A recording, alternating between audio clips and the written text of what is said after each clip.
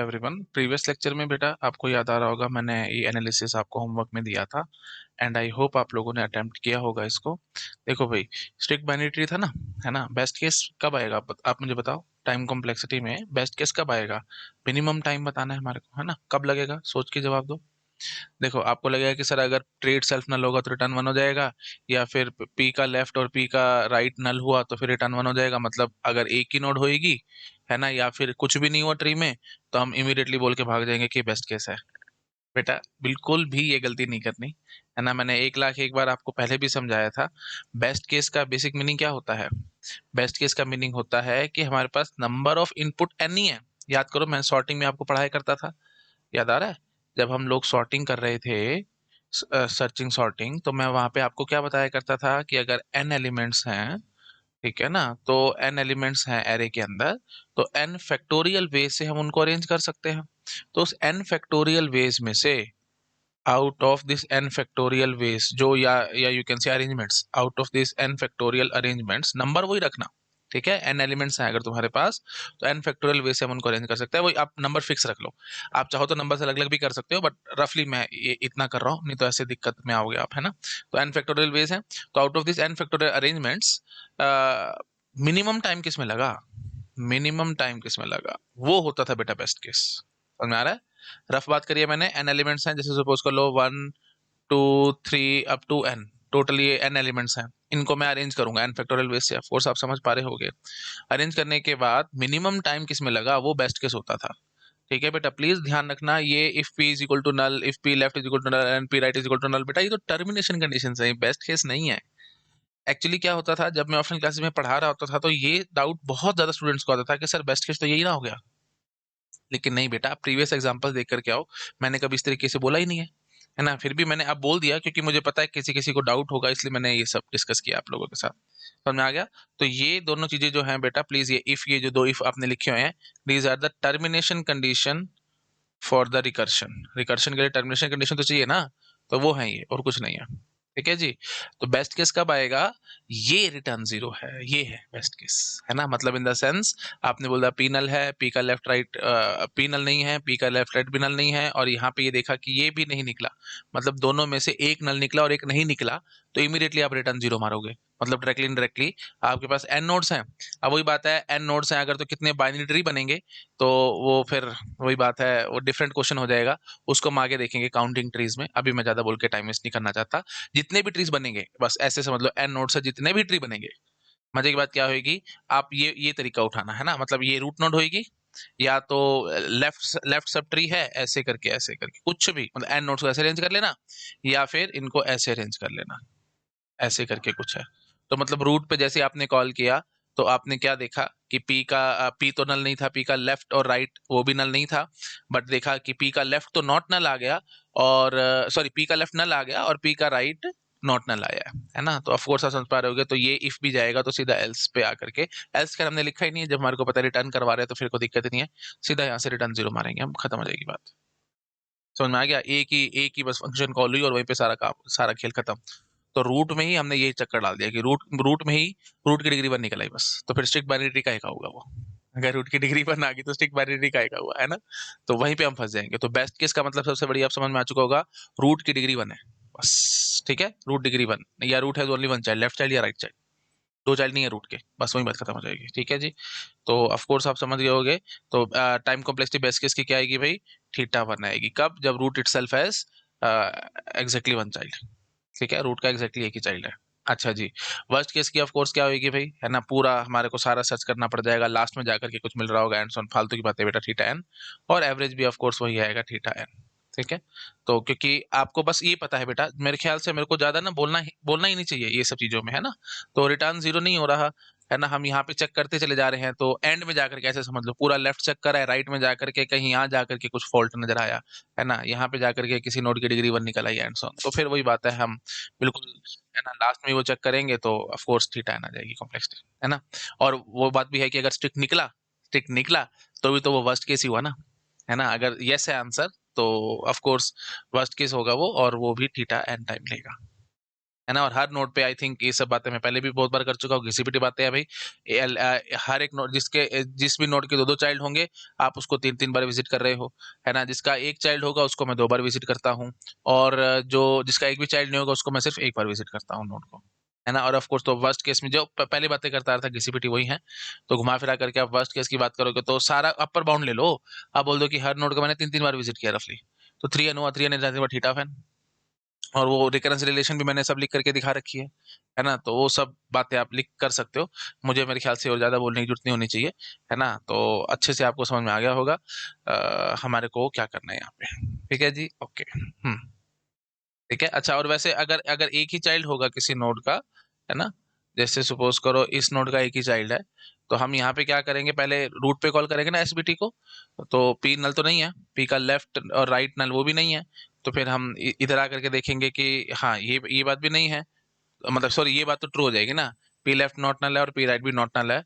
तो अल्टीमेटली हम लोग ये कॉल कर देंगे, है ना। तो मतलब डैश एंड डैश, ये कॉल हो गया। तो इस नोड पे आ गए, यहाँ पे इसने सीधा 1 रिटर्न करवाया, ऊपर आ गया सीधा 1। फिर इस तरफ आए, है ना, यहाँ पे आपने क्या कॉल किया, सबसे पहले देखा आपने पी नल है, नहीं, पी का लेफ्ट राइट नल है, नहीं, तो ये तो रिटर्न 0। हाँ, तो एक ही बार विजिट हुआ है ना, सॉरी फॉर दैट, मैं गलत थोड़ा सा बोल गया था। मतलब अगर किसी नोड का, देखो मैं यहाँ पे सीधा बोल देता हूँ, किसी नोड के 2 चाइल्ड हैं, तो आपने 3 बार विजिट किया उसको। ठीक है, किसी नोड का अगर एक चाइल्ड है तो आपने सिर्फ उसको एक ही बार विजिट किया, उसके बाद दोबारा विजिट करने की जरूरत ही नहीं है ना, हमने सीधा यहीं से रिटर्न 0 करवा दी, खत्म होगी बात, है ना। और अगर किसी के 0 चाइल्ड है तो उसके लिए भी हमने एक ही बार विजिट किया नोड को। तो अल्टीमेटली, और हर बार विजिट में कहीं लूप या वो सब तो है ही नहीं, कांस्टेंट टाइम लग रहा है हर बार विजिट करने का। तो घुमा फिरा करके आप बिल्कुल अपर बाउंड ले लो, हर नोड को मैंने तीन तीन बार विजिट किया तो भी 3n आएगा, है ना। आई होप आप समझ पा रहे होगे। तो बस वही बात खत्म है, थीटा ऑफ n कॉम्प्लेक्सिटी। ठीक है, चलिए आई होप समझ पा रहे होगे आप लोग, है ना। तो वर्स्ट केस की थीटा ऑफ n है, और of course average case theta of n नहीं आएगा, ज्यादातर एवरेज केस चलता है। तो ज्यादातर यही होगा कि आपको लगभग n नोड्स विजिट करनी पड़ी जाएंगी। ठीक है, चलिए। अच्छा जी, और स्पेस कॉम्प्लेक्सिटी की अगर मैं बात करूंगा तो ऑफ कोर्स बेस्ट केस में क्या आ जाएगा, थीटा ऑफ 1। ठीक है, अच्छा, और वर्स्ट केस में कितना आ जाएगा, थीटा n। और एवरेज केस में कितना आएगा, थीटा लॉग n। ये एक्स्ट्रा स्पेस है बेटा, प्लीज, ये एक्स्ट्रा स्पेस है। और इनपुट स्पेस तो आपको पता ही थीटा n है ही है। तो घुमा फिरा करके टोटल कॉम्प्लेक्सिटी कितनी आएगी, थीटा ऑफ n नहीं आएगी। ठीक है, ऐड कर लेना। ठीक है जी, तो और ज्यादा मेरे ख्याल से मेरे को बोलने की जरूरत नहीं होनी चाहिए, स्पेस कॉम्प्लेक्सिटी बिल्कुल वही है, सब कुछ वही है, बस बेस्ट केस में थीटा 1 क्यों आ रही है, क्योंकि एक ही फंक्शन कॉल किया वही बात खत्म होगी। तो एक्स्ट्रा स्पेस लेने की मेरे को जरूरत ही नहीं पड़ रही, है ना। एक ही एक्टिवेशन रिकॉर्ड स्टैक में पुश होगा, जैसे आपने फंक्शन कॉल किया तो बस वही बात खत्म है, और ज्यादा कुछ करने की जरूरत ही नहीं है ना। थीटा ऑफ n कब आएगी, जब हमारे पास ट्री की हाइट n होगी। ठीक है, खैर वो सब तो आप जानते ही हो, सब पुरानी घिसी पिटी बातें हैं, ज्यादा बोल के मेरे को टाइम वेस्ट नहीं करना चाहिए। ठीक है, टाइम कॉम्प्लेक्सिटी में बस यहाँ पे जो प्रीवियस क्वेश्चन जो करा रहा था, और जो आज जो कल हमने क्वेश्चन किया था, मतलब जो प्रीवियस लेक्चर में क्वेश्चन किया था, उसका डिफरेंस बस ये था, बेस्ट केस में थीटा 1 आया है।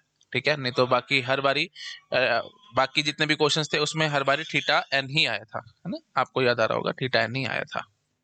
और एक बात बेटा, बेस्ट केस कैसे आ पाया है ये भी ध्यान रखना है, हमारे पास ना देखो, recursion is just like a loop, ये तो आप सब समझते हो। तो उस लूप को तोड़ के आने का कोई तरीका होना चाहिए। अगर आप लूप तोड़ ही नहीं सकते, हर हाल में पूरी लूप चलनी चलनी है, तो फिर क्या बेस्ट, क्या वर्स्ट, क्या एवरेज, सभी एक जैसे हैं।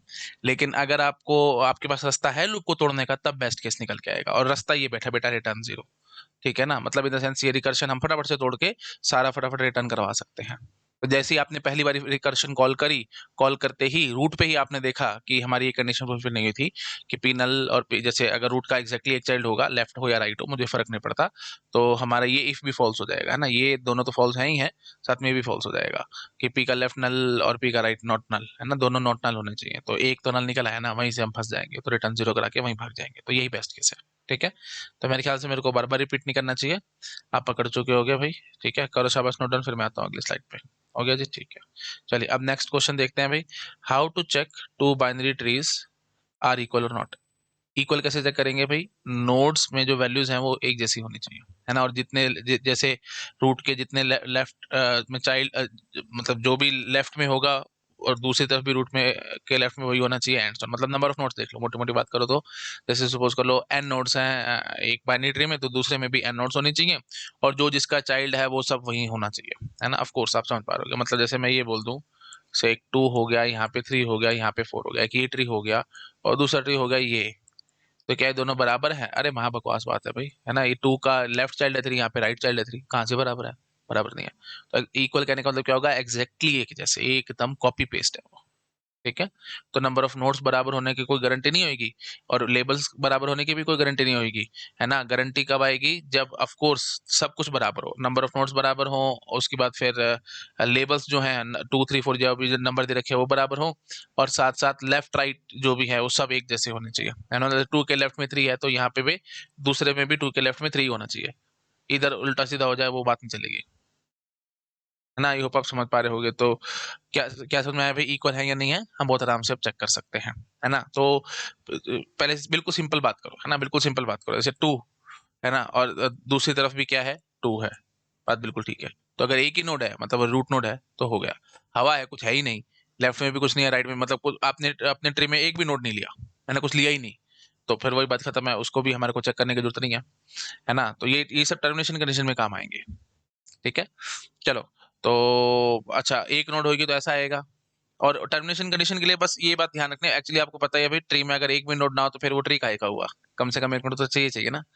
तो ठीक है, खैर, है ना। अच्छा, उसके बाद फिर अगर लेफ्ट राइट में कुछ कुछ नोड्स होंगी, तो जो इस तरफ लेफ्ट में होगा वो इसमें भी लेफ्ट में वही होना चाहिए, राइट में भी वही होना चाहिए, एंड सो, है ना। जैसे अब एक और लिख के दिखाता हूँ मैं आपको, है ना। जैसे पता नहीं 2 ही क्यों दिमाग में चल रहा है। 5 4 3 2 1, और यहाँ पे यही कॉपी बना देना सबसे बढ़िया काम है ना।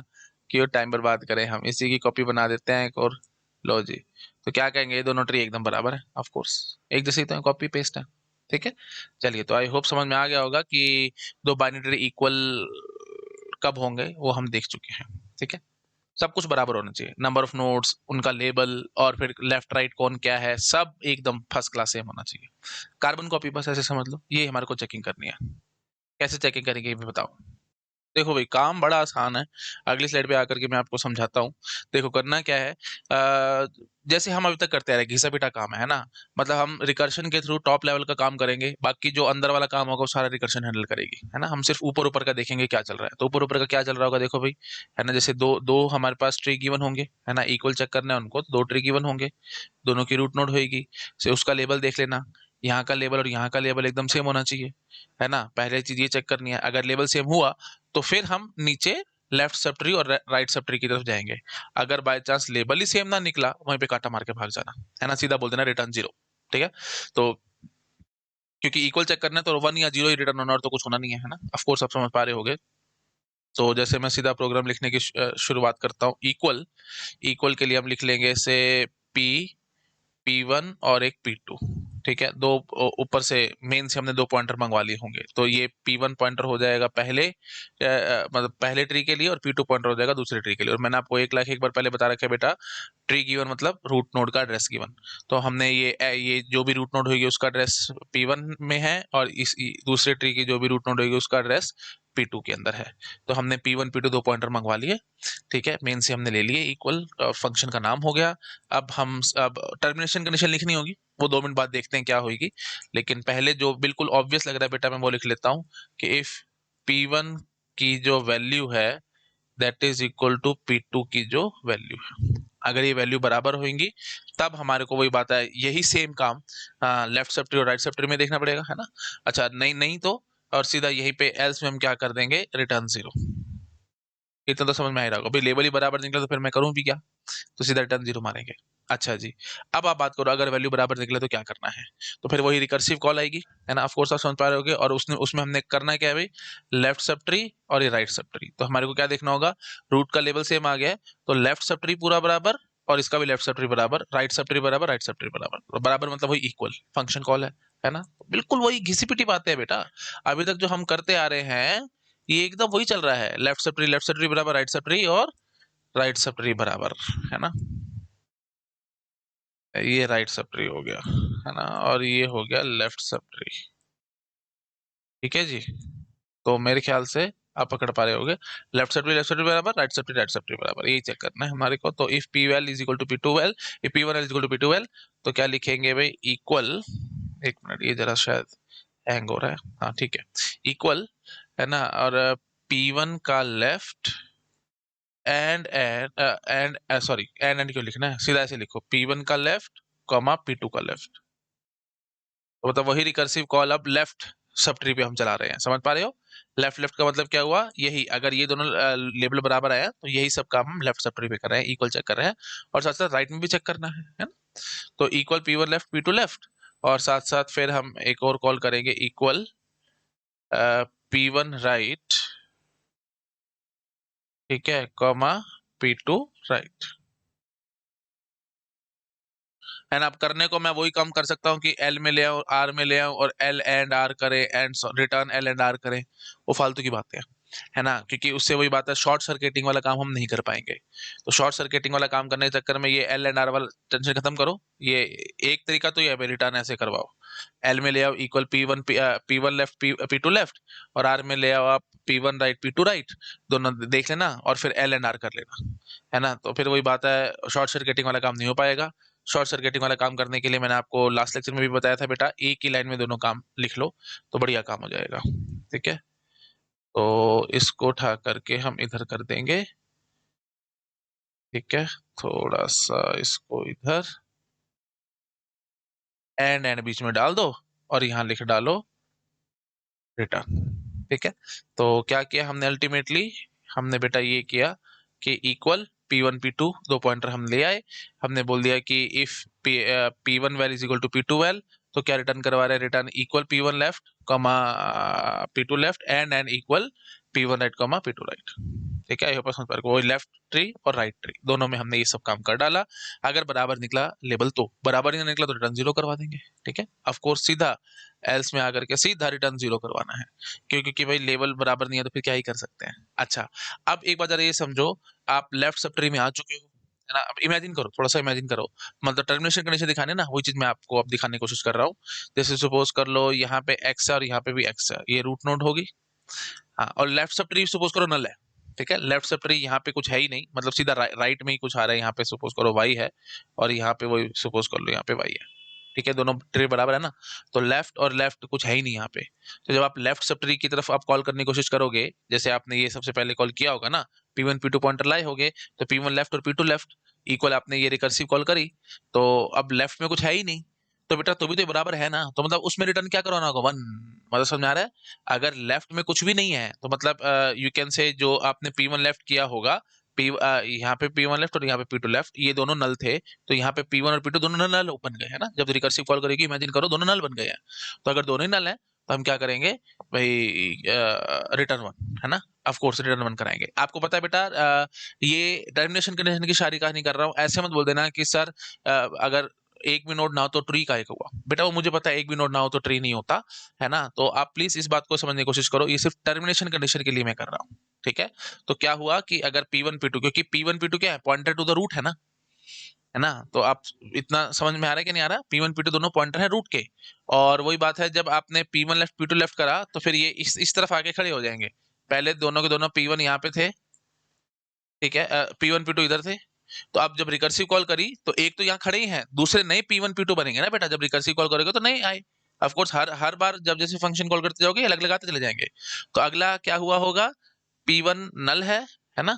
ये P1 is pointing to the null, रफली बोलता हूं मैं, पॉइंटिंग टू द नल मतलब नल मतलब नथिंग, पॉइंट नहीं कर रहा कहीं पे भी, है ना? तो P1 और P2 दोनों नल पॉइंटर बन चुके हैं, कहीं है ही नहीं, है ना? They are pointing nowhere.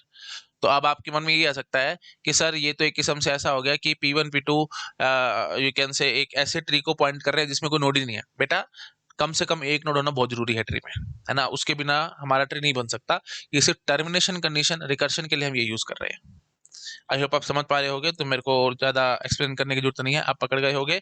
तो अब टर्मिनेशन कंडीशन मैं किस रंग से दिखाऊं, चलो येलो से दिखाता हूँ। हाँ भाई, तो क्या लिखेंगे, इफ P1 well या if P1 is equal to null, दो P1 null है and P2 double is equal to null, P1 भी नल है और P2 भी नल है, तो आपको क्या रिटर्न करवाना है, वन, है ना? बराबर है दोनों।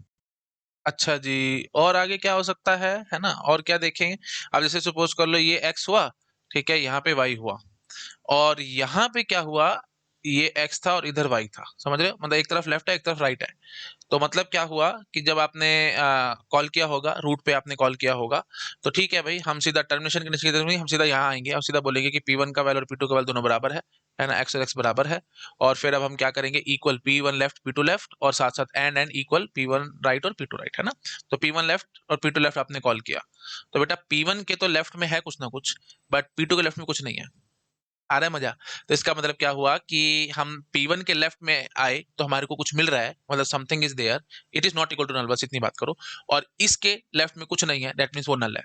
तो मतलब डायरेक्टली इनडायरेक्टली अब दूसरी टर्मिनेशन कंडीशन क्या बनेगी कि एक तरफ कुछ है और एक तरफ नहीं है, तो हम इमीडिएटली क्या बोल देंगे, जीरो रिटर्न कर देंगे, है ना। क्योंकि जीरो रिटर्न क्यों कराएंगे, क्योंकि ऑफ कोर्स वो बराबर नहीं है ना। तो अगला क्या लिखेंगे, अगली टर्मिनेशन कंडीशन क्या होगी कि if P1 double is equal to null, ठीक है, and P2 is not equal to null, ठीक है। एक तरफ नल है, एक तरफ नल नहीं मिला हमारे को, है ना। या फिर क्या हो सकता था, P1 is not equal to null and P2 double is equal to null. तो अब आप सीधा क्या रिटर्न करवाओगे, जीरो, ठीक है जी। हाँ, और बस ये हो गया। अच्छा, और अगर ये रिटर्न हो गया, है ना, मतलब अगर दोनों वैल्यू बराबर होगी तो रिटर्न हो जाएगा, नहीं तो रिटर्न जीरो हो जाएगा। तो अब आप फटाफट से लिख सकते हो ये चीज, ये इसका क्या मतलब हुआ, नथिंग फाउंड, है ना। दोनों में ही हम एक नोड पे खड़े थे, है ना, दोनों ट्री में इमेजिन करो बीच में कहीं हम किसी नोड पे खड़े हैं। अब दोनों में ही लेफ्ट में कुछ नहीं मिल रहा, है ना, तब हम क्या, ये टर्मिनेशन कंडीशन होगी, ठीक है। और हमने रिटर्न वन करा देना है ना। या फिर दोनों में ही राइट में कुछ नहीं मिल रहा, तो हम यही काम कर रहे हैं, है ना। और ये दूसरी वाली क्या है, एक तरफ से लेफ्ट में कुछ मिल गया बट दूसरी तरफ नहीं मिला, या फिर एक में राइट की तरफ कुछ मिल गया, दूसरी तरफ नहीं मिला, एंड सो। तो आई होप आप अच्छे से पकड़ गए होगे, है ना। तो ये पहली वाली क्या कह रही है, नथिंग फाउंड। इसको हम सिंपल लिख लेते हैं, नथिंग फाउंड। किसी नोड पे खड़े हैं, बीच में कहीं खड़े होंगे, और दोनों में लेफ्ट में आए, राइट में नहीं मिला कुछ, खत्म कहानी।